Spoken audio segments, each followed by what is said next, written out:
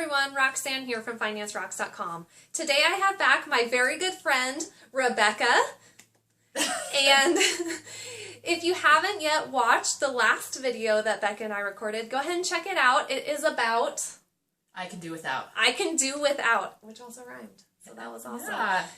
About the mindset trick that she uses to save money and make those good, frugal, financial spending decisions. Today I wanted to talk to Rebekah about how she saves money on food. She has some really great tips, and I'm excited to dive into the different strategies she uses because I don't know if you can tell right now, but she is very healthy. A picture of health. She works out, which means that you eat a lot of calories, right? Mm-hmm. To support your healthy and active lifestyle.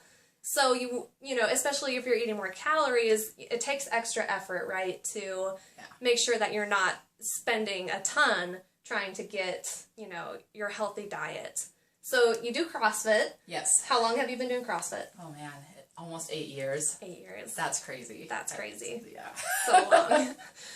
What kinds of things do you eat currently? Really and truly, what it breaks down to is a lot of protein and a lot of vegetables.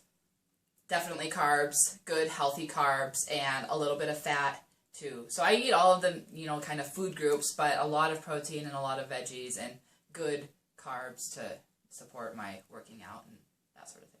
I'm really glad that we're going to be going over this today because I hear from a lot of my personal finance coaching clients that, they have this belief that they cannot spend less money and eat more healthfully. It's this underlying belief that it costs a lot of money to eat healthfully. And now, do you believe that? No. No. No, we do not. There's plenty of healthy foods that you can get for less. Just like there's healthy foods that you can spend more money on, right? Mm-hmm. You can get healthy inexpensive and healthy expensive. So kind of identifying what those are and then, trying to eat more of the things that are less expensive and fewer of the healthy things that are more expensive. Do you want to talk a little bit about your background with food and, what maybe growing up, what your family did in order to save money on food? Sure. So, I don't know if you guys watched. If you did watch the last video, you would have heard that I am one of 6 kids, the oldest of 6, and my dad for a long time was supporting 6 kids on an RN's wage. So that meant my mom wasn't working because she was staying home with whatever kids weren't at school. So that meant that food was not an issue, but it was definitely my mom was making the most out of the food that we had. But she always, always, always made sure that we had some kind of protein, which was meat, or sometimes we'd have breakfast for dinner and it would be eggs. Always a carb and always a veggie. Every single meal. And she tried to stay away from a lot of processed foods. Granted, sometimes we did have processed foods because there's 6 kids and you got to do what you got to do. But for the most part, it was, those 3 main staples, and she tried to stick to that as much as she could. And so, what did your mom do you feel to save money on food? Or what did your family do? So, my family are really big hunters. That was one thing. So, we hunted for our meat, which I don't know if my dad would have been able to afford to buy, beef at the store. We did eat chicken and that kind of thing, but as far as, our substantial meat source, it was all wild game. And I specifically remember times where my dad was, stressing because he hadn't shot an elk yet and the season was almost over, and we weren't going to have meat if he didn't hunt. Things that my mom did, she had a garden, so that was really great to have fresh vegetables. I was telling Rox earlier that I have this disdain for soup, because, and I think it kind of goes back to my mom saying, we have all these leftovers in the fridge. It's enough to feed everybody. How am I going to stretch it? So she would just dump whatever leftovers were in the fridge into a pot, make some broth, and that's what we ate for the night. It had meat and veggies and whatever, and it wasn't some weird stuff that didn't go together, but it was not my favorite thing, but it fed us for the week, and or not the week, but for that night, and maybe even the next day for lunch too. So those are just some of the things that kind of instilled in me, eating healthily and seeing that you can do it cheaply and financially frugally as well. Okay. And do you want to talk a little bit about what is your opinion on organic foods? Oh, I get kind of bent out of shape about organic foods because organic does not mean that it's more healthy. You can get just as healthy and nutritional benefits from non-organic fruits and vegetables and be okay and do it in a cheap fashion than if you were having to think that you have to spend all this money on organic food, because that is not the case. Yeah. And one of the things that I do, and I don't know if you do this too, but I've researched what foods they say are like cleaner foods and which ones are dirtier. Like I've heard that like strawberries in particular tend to like absorb more of the, if there's like chemicals or whatever being sprayed on the crop, tend to absorb it more than, other foods like maybe potatoes. You peel the skin off of it, are you really getting like the same amount? So, sometimes I'll prioritize and like if I'm going to get something organic, have it be like strawberries. And then for everything else, I get like a banana. It's debatable whether it makes that big of a difference. So kind of, do you do that too, like identifying which things? I would say you just avoid it. I just avoid it. I mean, I'm not that worried. I mean, I guess I do go to like the farmer's market and that kind of thing, like especially during the summers and I want to get fresh vegetables cheaply. Like I will definitely make a point to go to the farmer's market because I do appreciate that. Yeah, so if you're getting a lot of your calories from things that that are like natural, if you're eating mostly like game, that your that you and your family collected, if you're eating mostly vegetables from the farmer's market, then if it comes down to it and you end up buying a few things at the grocery store that are not organic, like the ratio of that's going to be small anyway. Yeah. So minimal impact if that's, if you're doing some of these other strategies to save money on food. Mm-hmm. So you are working and you are a busy college kid. What tips do you have for people on how to make cooking affordably and healthfully easier and more time effective for people? I would say, and I know it's a pain to get into the habit of it, especially if you're not, but meal prepping is probably the biggest thing for me, is taking a day or taking a couple hours to just at least do something to help you throughout the week so that you're not having to go to the fast food store, have to purchase something later on in the week because you don't have anything to eat. Or you do have something to eat, but it's not prepared. I would say that the biggest lifesaver for me is a crock pot. You can make really cheap food in a crock pot very, very easily. You literally just put it in there and turn it on, and when you come home, it's done. I mean, a roast is probably, just as an example, the most economical thing you can cook, and it'll feed you for, I mean, if you're okay with eating that same thing for like a week, it can do that for a week. In addition to the whole crock pot thing, another thing that is a huge time saver and a huge money saver is frozen vegetables. And I know people are like, oh, frozen vegetables, they're not as healthy, they're not as whatever, they don't taste as good, or whatever things are said about frozen vegetables. They actually tend to be more nutritious because they're picked when they're ripe and then frozen only hours later. Flash frozen. And you don't have to prepare anything. You literally just dump it into whatever it is that you're going to cook, whether you're sauteing it, whether you're putting it in a crock pot, and they're infinitely cheaper, and you don't have to worry about like, well, now I have to eat this vegetable because it's going to go bad, and if you don't get to it, well, now you're throwing this fresh vegetable away that you just purchased and it cost a little bit more money. And I love that too, because food waste is one of the things that I've really been working on improving in our household. They say that it's a rampant problem in our country, the amount of food that gets wasted. And personally, I find that is mostly those fresh fruits and vegetables that when I bought, my future self, who's amazing, is going to prepare those fresh vegetables and eat every single bit of it. But then in real life, it sits in the drawer in the fridge and I don't see it. And then, those are the things that end up getting thrown away, like, green onions and cilantro. Oh, Cilantro's hard for me. Yeah. So I love that tip, to use frozen veg for multiple reasons, like you said, time saving and health, because it's picked right away, flash frozen, whatever. Yeah. They say, just really quick, I once saw a thing that said that the crisper is where good intentions go to die. I love that. How do you know that about my crisper? Also, who says crisper? Your grandma? Your grandma. I mean, people's grandma. Okay, that's awesome. Going on with the vegetable thing, I mean, I know fresh vegetables taste so much better than frozen ones do, especially if you just want to eat them like as a salad or fresh and you don't want to defrost frozen vegetables and eat them.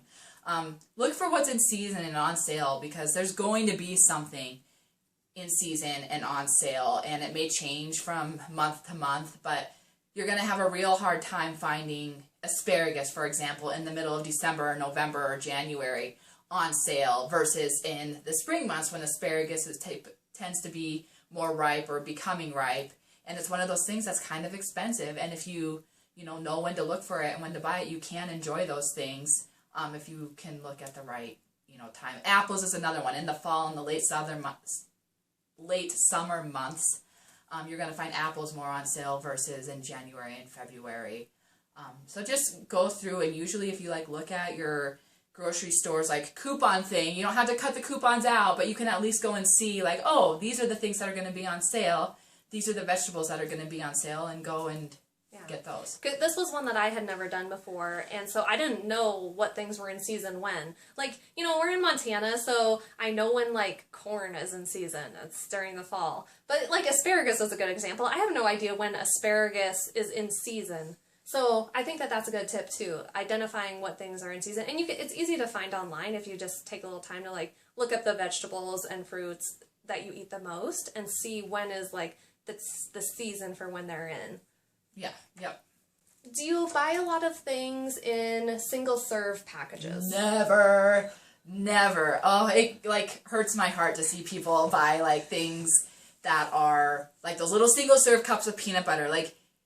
Get a big tub of peanut butter, scoop some out and put it in a little container, and it's the same exact thing. I don't know why people do that. Yeah, it's convenient, but it literally takes an extra minute in the morning to take a big scoop and put it in a little serving, little Tupperware container, and you have the exact same thing.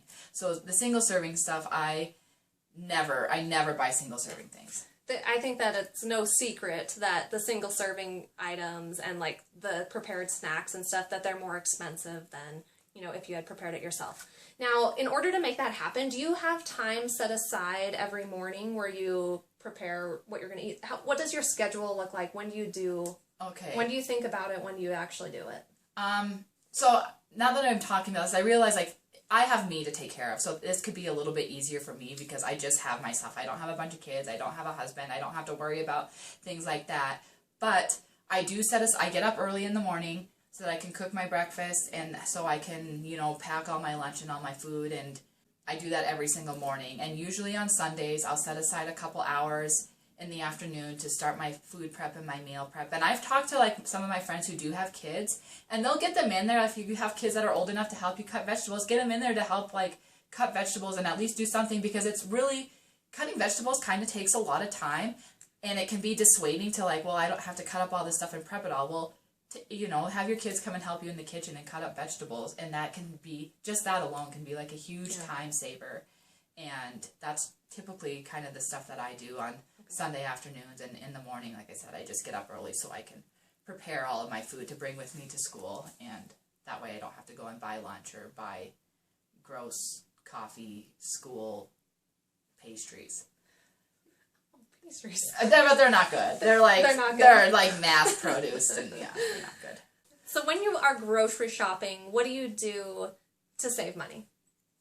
I look at the price per ounce. That's my big thing. And I know people are what difference does it make? 4 cents more an ounce. But over the course of years, or even over the course of 1 year, it can save you, well, I don't know how much it can save you, but I know it can save you money.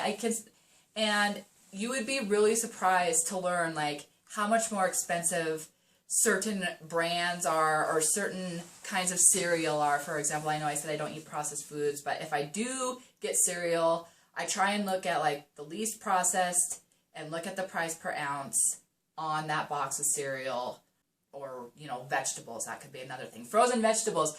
Frozen spear of broccoli is a frozen spear of broccoli, whether it's the big fancy brand or the knockoff Winco or the knockoff Walmart or the knockoff whatever brand. It's broccoli, and it's usually significantly cheaper per ounce, if you get the knockoff brand that isn't the fancy, whatever the cool brands are. Green Giant, Jolly Green Giant brand. That Jolly Giant guy. Yeah. And I really like that. I also do the price per ounce, and I've done that for a long time. And when people tell me that they don't care about the price, so my brothers would tease me about shopping at the price per ounce. They're like, why are you spending your life sitting there worrying about which of these two you should get? Just get the, more, whatever. Why does it matter? And, I think that the mindset of, what I choose to spend money on matters helps you with, all of your finances. So, if you're going through the store, here are two kinds of oats. They're exactly the same. Looking at the price per ounce, it almost helps solidify in your mind that the choices that you make are impactful in your life, and that, it's not about just wasting money. You have that respect for money. I've heard a lot of I've read a lot of interesting research on how actually a lot of the times the name brand items are prepared in the same factory as the off-brand item, and then the only difference is the label that they slap on it. It's not the case with everything, but a lot of the times, it's going to be, basically the same exact product. And I have even found by reading labels that a lot of the times the off-brand item is healthier. Yeah. They put a little less sugar, they put a less salt in it because, they're trying to save money and make it the more affordable option. But guess what? That's also healthier. So I love that. Yeah. So in addition to choosing off-brand items, I'm interested to hear, how does that translate into, what store brands you choose to shop with? So, and I realize this could be different for people, based on where they live, and maybe you don't have the option to go to, to the bigger, Costco or a Walmart or Winco or whatever it is that may be available to you. But I try to go to the places where I know I'm going to be able to find the less expensive and cheaper food. My favorite example, and I wish that I had one in Missoula, is Winco in Helena, because everything is infinitely cheaper there, and I know that now, and so sometimes I can be like, you know what, don't stop here to get it. When you come back to the town, or you're going to be going by Winco the next day, stop, run in and grab it. Waiting to purchase things sometimes, knowing that you're going to be going to a store where you can get it cheaper. That being said, I think it's a misnomer about Costco that everything at Costco is cheaper than things at the regular grocery store, because that is not the case. There are definitely things at Costco that are cheaper, like milk and most meat, eggs, Greek yogurt. But produce is not cheaper there. If you wait for it to go on sale, you can get it cheaper at your regular Albertsons or whatever grocery store you have available to you. So if you can just kind of learn which grocery stores have things more cheaply priced, that can help as well. Don't just assume that because it's Walmart or because it's Costco, it's going to automatically be cheaper there versus somewhere else, especially if you're waiting until sales come up. And I have found that as well. Actually, you and I were at Dollar Tree one time. Yeah. And I saw that they had poster boards, 2 for $1. And I had recently bought poster boards at Walmart, and they were in fact 3 for $1. Oh. Yeah. And so, so what I like to do is I usually just go to the Google, and I ask the Google, what are the best things to buy at this store? What are the worst things to buy? And people have done the homework on that for you. So you can, so that way you can kind of get an idea of what things are cheaper where and what things are in your area. Now, do you go to multiple grocery stores to shop, or do you just have one? I would say I go to multiple, only because when I'm driving home from school, there's certain grocery stores that are closer to the gym that I go to, so I'll just hop over there if there's certain things that I know that are going to be cheaper there, or I know that they usually have sales on produce there. I'll go in and run in and see, what do they have for sale on produce? I need some vegetables. I'm going to go see what they have in sale here, because I know that it'll be cheaper than any other grocery store that I go to. And like I said, I'll go to Costco specifically for certain things, but I'm not the kind to wander around Costco to see. I go in there knowing which things are cheaper, I get those things, and then I go. And then Walmart too, I know, has certain things that are cheaper. So I kind of just go to the variety of grocery stores based on what I need and how close I am and that sort of thing. So do you buy a lot of things in bulk? The things that I buy in bulk are canned vegetables, tomato sauce, like stewed tomatoes, that sort of thing. And I eat a lot of eggs. So I do buy eggs in bulk because it's more affordable for me to buy 5 dozen at a time because I eat a lot of eggs than it would be to buy like 12 separate dozens from, or 5, not 12 dozen, that's a lot of eggs. 5 separate dozen from, you know, your typical grocery store. So there are things that I buy in bulk that I know aren't going to go bad right away, like canned goods and eggs that last for a while. But I try to be careful about because it's just me. So if you buy too much, it's going to go bad. It could go bad. Yeah, exactly. Okay.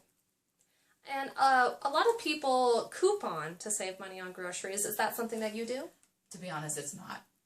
What I'll do though is as I'm walking into the grocery store, I'll buy like the little coupon thing that they have at the beginning, or pick it up and like see what's on sale, because a lot of times now, like, I feel like you don't really need the coupon, like they just give you, or if there is something, I'll rip it out when I'm there and then like take it in. But I'm not like one of those people who's like looking online for coupons, but I will, as I'm going into the grocery store, look and see like, is there something here that and I think I think when, particularly like the people that I coach, a lot of them will like say, I don't have time for couponing. That's one of their, you know, reasons why they can't, you know, save money on groceries. But, you know, if you're shopping the sales and doing these other things and just buying things that are, you know, tend to be less expensive in general, you can get by without needing to coupon. That's my opinion on it. Yeah, yeah.